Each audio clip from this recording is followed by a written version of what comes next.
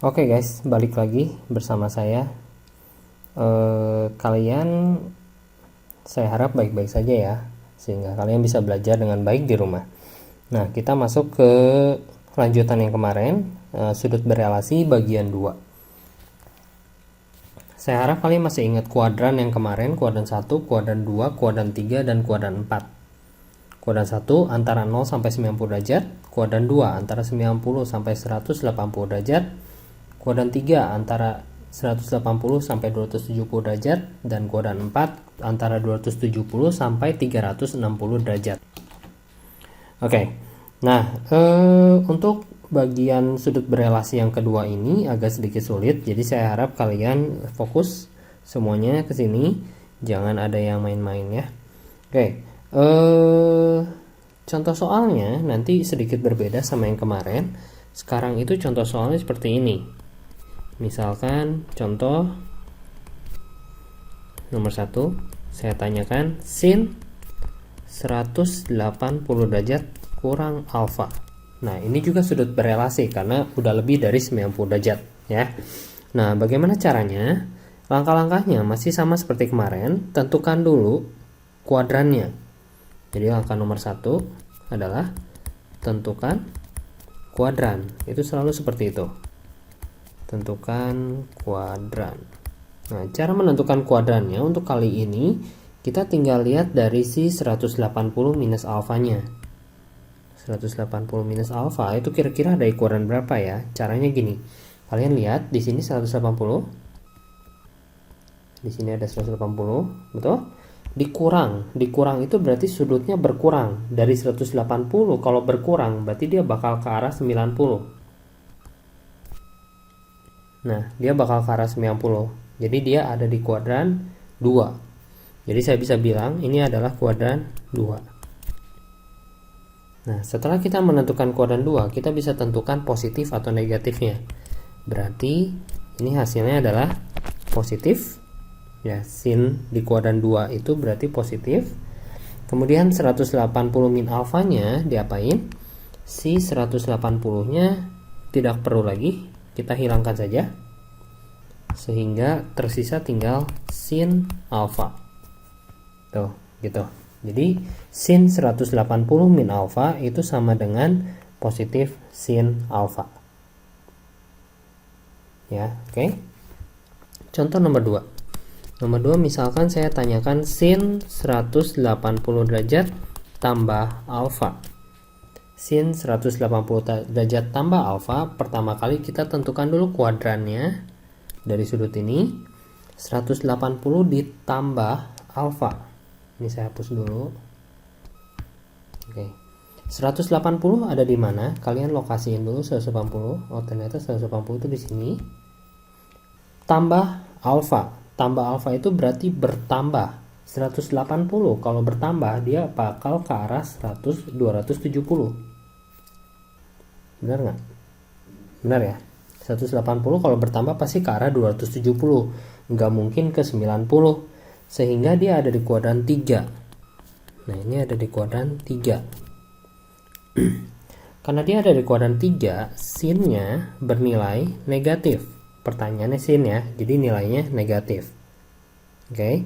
Kemudian langkah selanjutnya adalah si 180-nya bisa dihilangkan sehingga hasilnya menjadi sin alfa. Gitu. Itu nomor 2. Nah, sekarang nomor 3. Nomor 3, pertanyaannya misalkan sin buka kurung 360 derajat minus alfa. Berapa ya hasilnya? Oke, seperti biasa kita tentuin dulu si 360 min alfanya kuadran berapa? 360 itu ada di sini. 360 berkurang itu berarti dia ke arah 270. 360 berkurang itu berarti ke arah 270, berarti kuadran 4. Nah, kuadran 4. Berarti kita bisa bilang ini di kuadran 4. Sin di kuadran 4 itu bernilai negatif. Jadi kita bisa tulis negatif di sini. Kemudian 360-nya bisa hilang. Sisanya tinggal sin alfa. Nah, kayak gitu. Ya, sampai sini ngerti? Nggak ngerti ya? Nggak apa-apa. Nanti soal selanjutnya pasti lebih ngerti lagi. Oke, soal selanjutnya, soal nomor 4. Nomor 4, misalkan saya tanyakan cos 180 derajat minus alfa. Cos 180 derajat minus alfa berapa ya hasilnya? Masih sama kayak tadi, kita tentuin dulu kuadrannya. 180 minus alfa itu ada di kuadran. Sebentar, saya hapus dulu ininya. Hapus. Oke, 180 itu ada di sini. Minus itu berarti berkurang. Kalau berkurang berarti ke arah 90. Ke arah 90 di sini. Nah, karena dia ke arah 90 berarti di kuadran 2. Kuadran 2 ya. Nah, kita sebut kuadran 2. Kemudian kuadran 2, cos itu bernilai negatif atau positif? Negatif, betul. Negatif. Jadi saya tulis negatif di sana. Kemudian 180-nya bisa dicoret. Sehingga hasilnya adalah cos alfa. Minusnya nggak usah dipeduliin ya. Minus itu buat bukan minus yang itu, yang ini. Minus yang ini nih. Nah, minus yang itu nggak usah dipeduliin karena itu buat menentukan arah ke kuadran berapanya tadi yang pertama ya. Jadi nggak usah masukin lagi minus ke sebelah sini, nggak usah. Jadi itu dihiraukan saja. Oke. Nah, gitu. Kemudian misalkan nomor 5, masih bingung ya. Nomor 5, cos 180 derajat ditambah alfa. Cos 180 derajat ditambah alfa kuadran berapa ya? 180 ditambah alfa itu ada di kuadran 3. Kenapa? Karena 180-nya bertambah. Kalau bertambah berarti ke arah 270. Biar bertambah ke arah 270. Itu berarti ada di kuadran 3.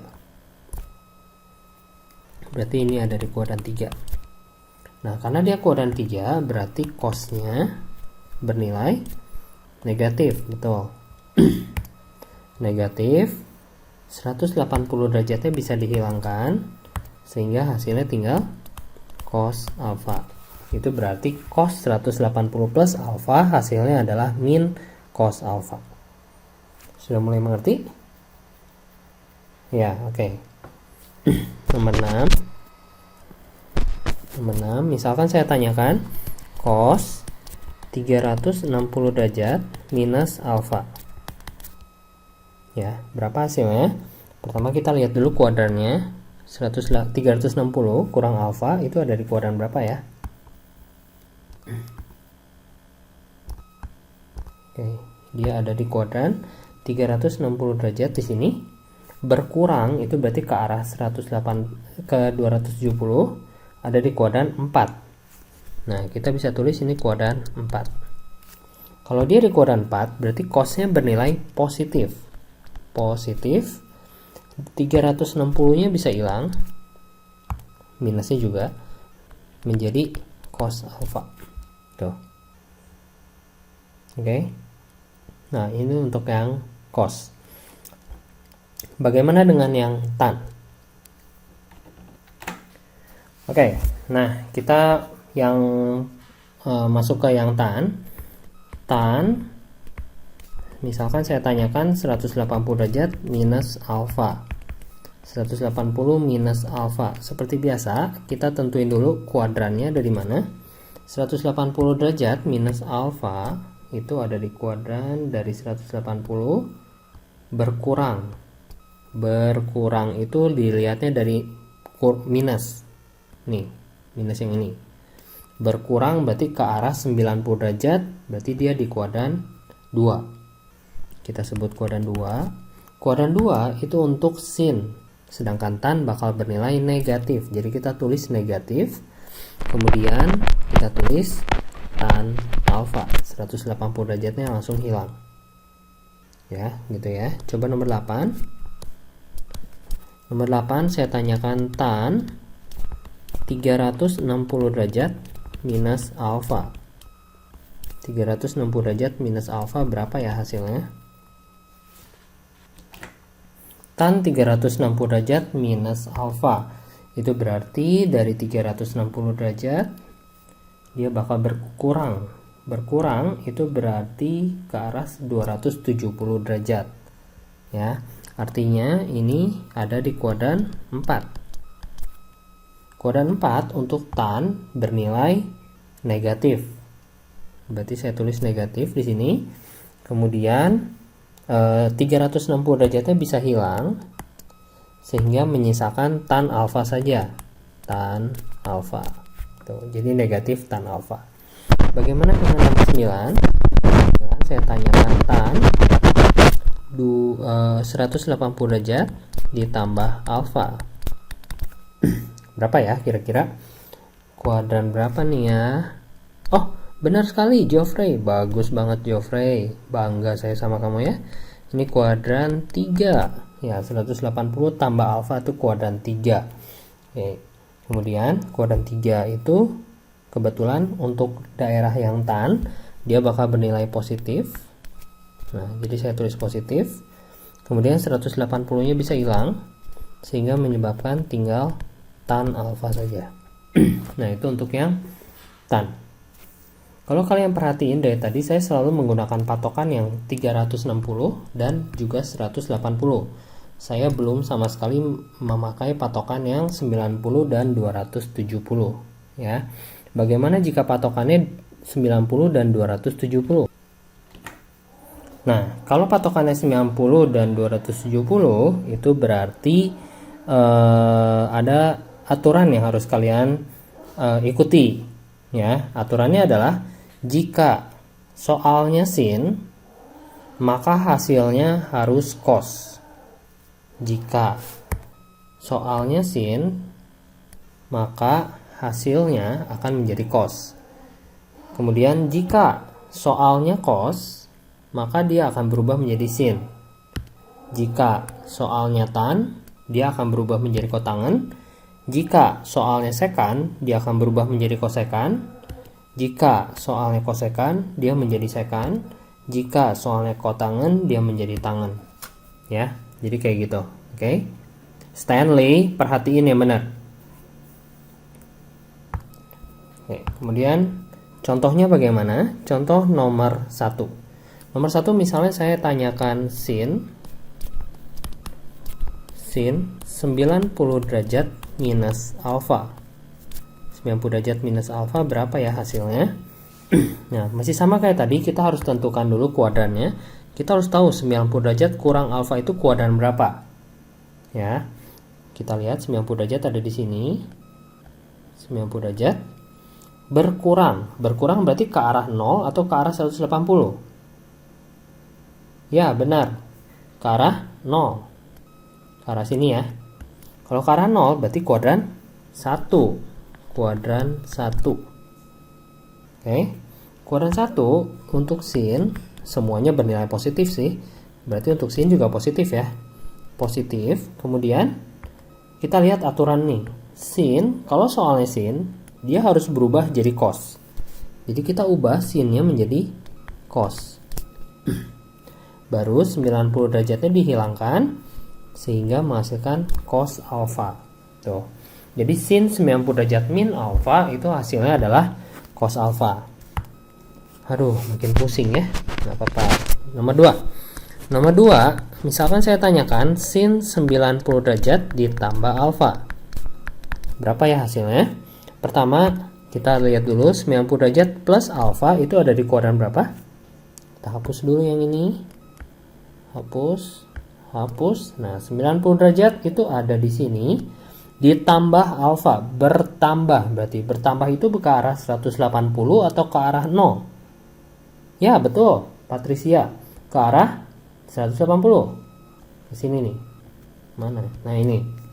Kalau dia ke arah 180 berarti kuadrannya adalah kuadran 2. Berarti kita bilang di sini kuadran 2. Oke. Kemudian ikuti aturan yang udah ada. Sin harus berubah menjadi cos. Berarti kalau soalnya sin dia berubah menjadi cos.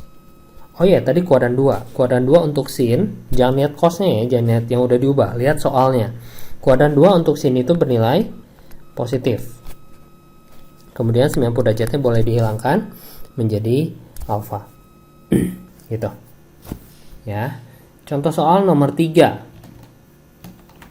Contoh soal nomor 3, misalkan saya tanyakan sin 270 derajat minus alfa.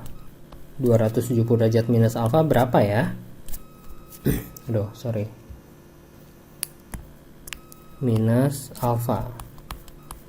Nah, 270 derajat minus alfa itu hasilnya berapa? Kita lihat dulu kuadrannya. Ini ada di kuadran 270 kurang alfa ada di kuadran 3.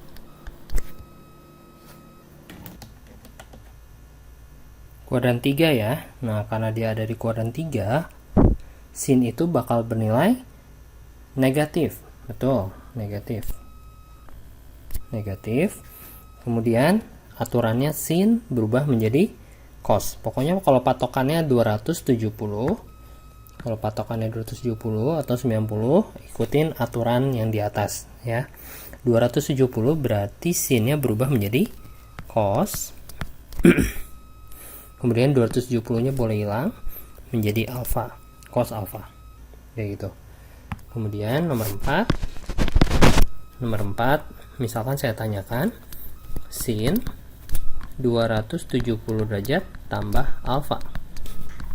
270 derajat tambah alfa kuadran berapa ya? 270 derajat di sini tambah alfa bertambah berarti ke arah 360. Berarti dia ada di kuadran 4. Oke. Nah, karena dia ada di kuadran 4, sin di kuadran 4 itu bernilai negatif. Negatif lagi. Kemudian aturannya sin berubah menjadi cos. Berubah menjadi cos, kemudian 270 derajatnya boleh hilang. Tinggal cos alfa. Gitu. Ya. Oke, itu yang sin. Bagaimana dengan yang cos? Yang cos, misalkan saya tanyakan cos buka kurung 90 derajat minus alfa.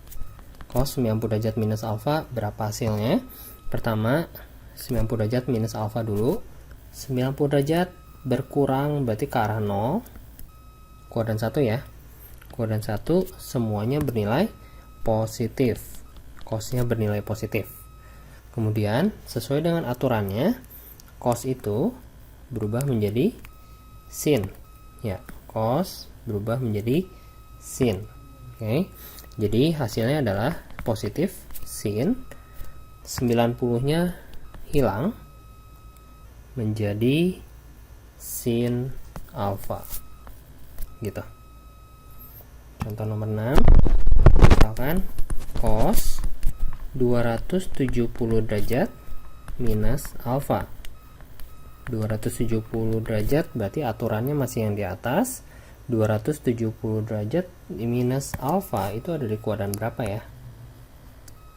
270 derajat di sini minus alfa itu berarti berkurang ke arah 280 ya. Jadi sekali lagi, kalau minus berkurang, kalau plus bertambah. Oke. 270 berkurang ke 180 itu ada di kuadran 3. Nah, untuk kuadran 3 cos nih bernilai negatif. Betul, negatif. Kita tulis negatifnya dulu. Aturannya cos berubah menjadi sin. Jadi saya tulis sin 270-nya bisa hilang menjadi tinggal sin alfa. Gitu. Ya. Selanjutnya nomor 7 saya tanyakan cos buka kurung 90 derajat ditambah alfa. 90 derajat tambah alfa itu kuadran berapa ya? Nah, ini itu ada di kuadran 90 derajat ada di atas tambah alfa. Bertambah itu berarti ada di kuadran ke arah 180 derajat, kuadran 2, berarti dia kuadran 2. Kuadran 2 untuk cos dia bernilai negatif, betul, negatif. Oke, tulis dulu negatifnya. Kemudian cos berubah menjadi sin karena kita menggunakan patokan 90, jangan lupa aturannya. Sin, kemudian si 90-nya hilang, tinggal sin alfa. Gitu ya. Jadi kalian perhatiin urutan pengerjaannya. Pertama kuadran, terus lihat patokannya berubah atau enggak. Udah dirubah, plus minusnya, dan tulisin alfanya ya. Nomor 8 misalkan saya tanyakan tan 270 derajat minus alfa. 270 derajat minus alfa berapa hasilnya ya? 270 derajat minus alfa itu ada di kuadran berapa sih? 270 derajat di sini minus alfa berkurang, berarti ke arah 180. Karena dia ke arah 180 berarti dia ada di kuadran 3. Jadi kita tulis di sini kuadran 3. Tan di kuadran 3 itu bernilai positif. Jadi saya tulis positifnya dulu. Kemudian sesuai dengan aturannya, si tan kalau pakai patokan 270 berubah menjadi kotangen. Jadi kita tulisnya bukan tan lagi, tapi kotangen. Kotangen alfa. Gitu ya. Lanjut ke nomor 9. Ya, nomor 9. Misalnya saya tanya tan berapa ya? 90 derajat ditambah alfa. Nah, kali ini coba siapa ya? Misial yang bikin. Ayo misial, 90 derajat tambah alfa berapa ya hasilnya ya? Apa dulu misial yang pertama? Kuadran, ya betul. Kuadran berapa? Kuadran 2? Ya. Ini adalah kuadran 2. Apalagi misial? Kuadran 2 tannya bernilai, ya betul. Tan bernilai negatif. Kita tulis negatifnya dulu ya. Oke, saya setuju. Oke, udah. Negatifnya udah nih. Udah. Kemudian apa lagi? Aturan, ya betul. Aturannya tan berubah menjadi kotangan. Kenapa kita pakai aturan misal? Karena patokannya 90, ya betul. Nah 90-nya kita hilangkan menjadi kotangan alfa, gitu ya. Bagus sih. Nomor 10. Nomor 10 saya tanyakan misalnya tan 270 derajat ditambah alfa. Tan 270 derajat tambah alfa berapa ya? Pensilnya agak aneh. Nah, 270 tambah alfa itu ada di kuadran berapa? 270 di sini tambah alfa berarti ke arah 360, kuadran 4. Oke, Bevin lanjutin Bev. Nah, gimana Bev? Oh, ya betul. Tangannya di kuadran 4 bernilai negatif. Ya, bagus Bev. Terus Bev, tangannya berubah. Oh iya, betul, berubah menjadi kotangan. Bagus Bev. 270-nya hilang, bagus. Terus alfa, ya, tinggal tulis alfa. Nice Bev. Ya, lanjut nomor 9. Nomor 9 mungkin saya bisa kasih soal yang agak aneh dikit. Misalkan saya tanyakan kosekan 90 derajat ditambah alfa ya. Coba berapa hasilnya? Kosekan itu temennya sin, ingat ya, kosekan itu temennya sin. Jadi kita tentuin dulu kuadrannya, kuadran berapa? 90 derajat tambah alfa itu berarti kuadran 2. Sin di kuadran 2. Meskipun soalnya kosekan, kalau untuk kuadran kita tetap pakainya sin ya, karena kosekan itu temennya sin. Sin di kuadran 2 itu bernilai positif, jadi saya tulis positifnya dulu. Oke. Kemudian sesuai dengan aturan, kalau kita pakai patokan 90 derajat berarti kosekannya berubah. Kosekan berubah menjadi yang ini nih. Kosekan berubah menjadi sekan. Jadi positif sekan alfa. 90 nya hilang. Lanjut lagi, misalkan saya tanyakan sekan 90 derajat minus alfa. 90 derajat minus alfa dari kuadran berapa? Ini ada di kuadran 1, betul. 90 derajat berkurang, berarti ke arah 0. Kuadran 1 sama dengan, aduh, ada apa sih ini? Sama dengan kuadran 1 untuk sekan. Sekan itu cos. Sekan itu temennya cos. Kuadran 1 cos bernilai positif. Oke. Setelah itu, sekan harus berubah sesuai dengan aturan ini. Aturan yang ini. Set. Nah, sekan berubah menjadi kosekan. Kosekan, kemudian 90-nya hilang menjadi alfa. Gitu, ya. Oke, lanjut ke nomor 11. Sekarang saya akan ubah ganti si sudutnya menjadi radian. Kita coba setengah pi ditambah alfa. Setengah pi ditambah alfa itu hasilnya berapa ya? Oke, setengah pi nya dulu.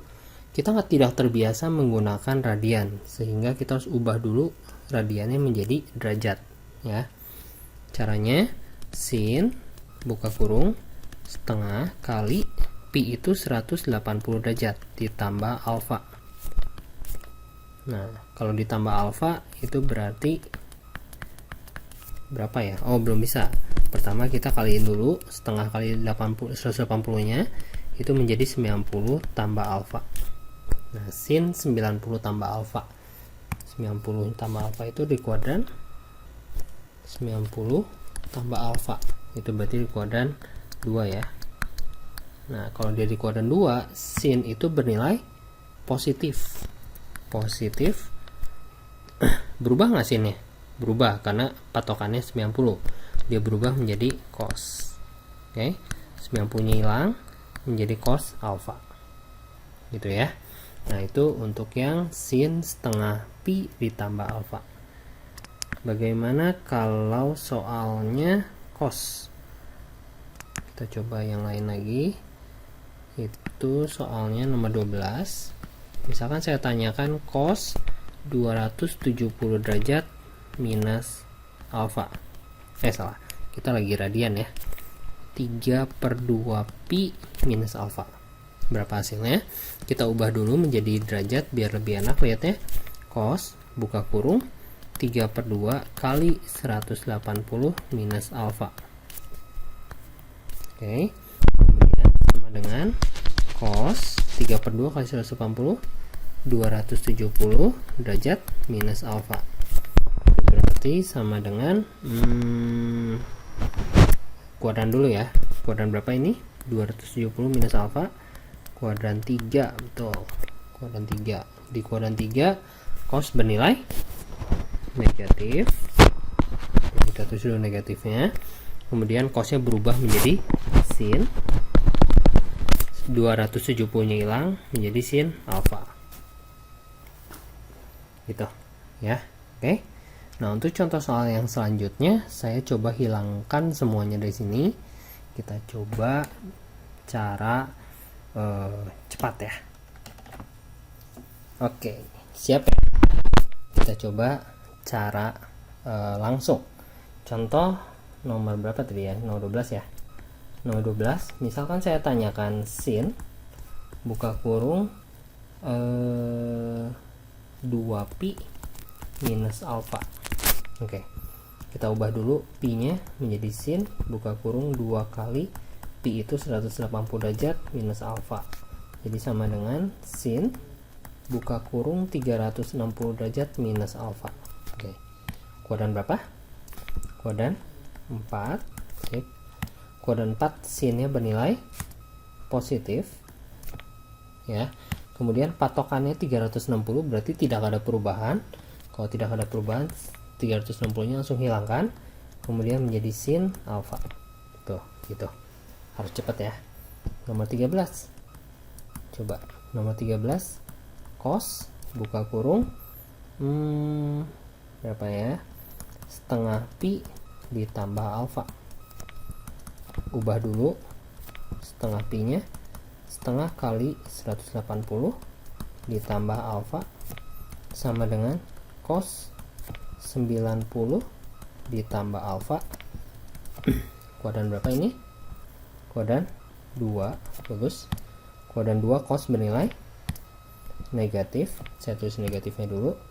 Kemudian karena pakai 90, cosnya berubah jadi sin ya. Sin alfa. Gitu. Tuh.